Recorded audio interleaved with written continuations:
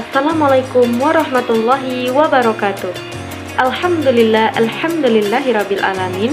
Wassalatu wassalamu ala asrafil anbiya'i wal mursalin wa ala alihi wa ashabihi rasulillahi ajma'in. Amma ba'du.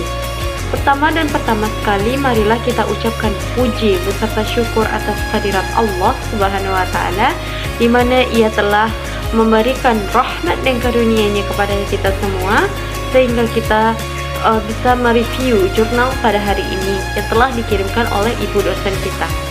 Salawat beriringan salam tidak lupa pula kita hadiahkan kepada pucuk pimpinan umat Islam sedunia, yakninya Nabi besar Mustafa Muhammad sallallahu alaihi wasallam, di mana ia telah membawa umatnya dari alam kegelapan ke alam yang terang benderang seperti yang kita rasakan pada saat ini. Sebelumnya, perkenalkan, nama saya Sylvia Rindiani dari Prodi PKMI dengan NIM 2305020009. Di sini saya akan mereview jurnal yang telah dikirimkan oleh ibu dosen tentang judul Al-Quran dan urgensinya bagi kehidupan manusia. Poin yang pertama, kita masuk dulu ke dalam pengertian Al-Quran itu sendiri. Al-Quran berasal dari bahasa Arab yaitu qira'a. Qira'an dapat diartikan sebagai kumpulan kata-kata dari satu ayat ke ayat yang lainnya. Yang poin selanjutnya yaitu nama-nama dari Al-Quran. Nah, sahabat beriman harus tahu bahwa nama-nama dari Al-Quran itu berbeda-beda setiap pendapat dari para ulama. Namun, ada 6 nama-nama Al-Quran yang paling umum digunakan. Yang pertama yaitu Alkitab. Alkitab artinya tulisan. Nah, dalam hal ini Al-Quran dapat diartikan sebagai tulisan dari wahyu-wahyu Allah yang disampaikan kepada Nabi Muhammad SAW.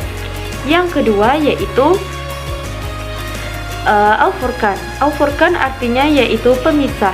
Nah, maknanya bahwa Al-Quran sebagai pemisah antara hal baik dan hal yang buruk. Yang ketiga yaitu Al-Zikir. Al-Zikir bermakna bahwa Al-Quran sebagai peringatan untuk kaum muslimin dan kaum muslimat untuk menjalani kehidupan setelah di dunia.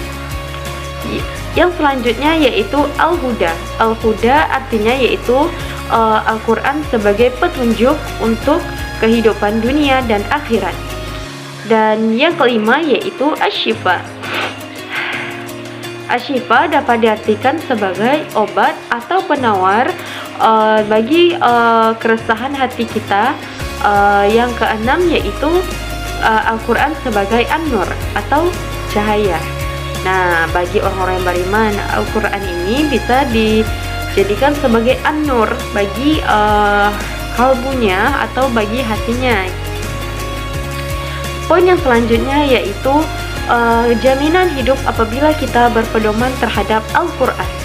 Nah, jaminan hidup seperti yang kita ketahui, Allah menurunkan Al-Quran memberikan tujuan untuk meningkatkan ketakwaan kita sebagai umat muslim serta memberikan kebaikan baik dunia dan akhirat.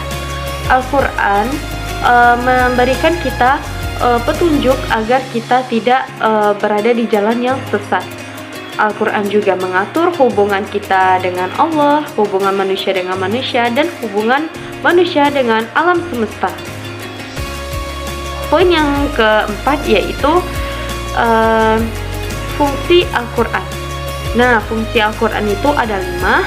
Yang pertama yaitu Al-Quran adalah wahyu Allah yang berfungsi sebagai mukjizat bagi Nabi Muhammad SAW, di mana Al-Quran itu diturunkan melalui perantara malaikat Jibril dan diturunkan kepada Nabi terakhir kita, yaitu Nabi Muhammad SAW. Yang kedua yaitu Al-Quran sebagai petunjuk bagi kaum muslimin.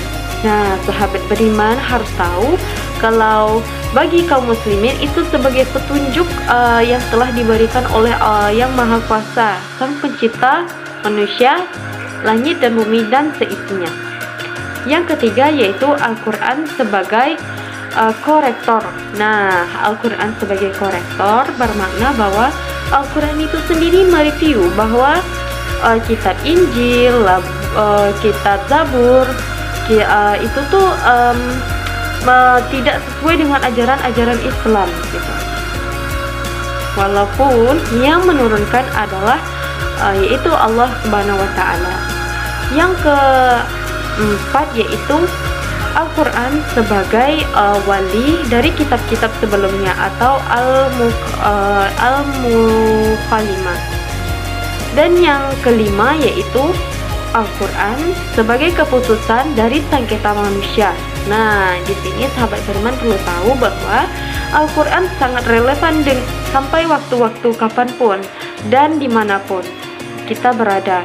Al-Quran isinya tidak akan pernah ketinggalan dengan zaman-zaman, karena Allah telah tahu apa yang akan terjadi di masa yang datang, masa yang lampau, dan masa yang akan terjadi dan sedang terjadi pada saat ini. Baik, itu saja materi tentang Al-Quran dan urgensinya bagi kehidupan manusia. Saya Sylvia Rindiani, mohon maaf atas segala kekurangan dan terima kasih atas segala perhatian. Wassalamualaikum warahmatullahi wabarakatuh.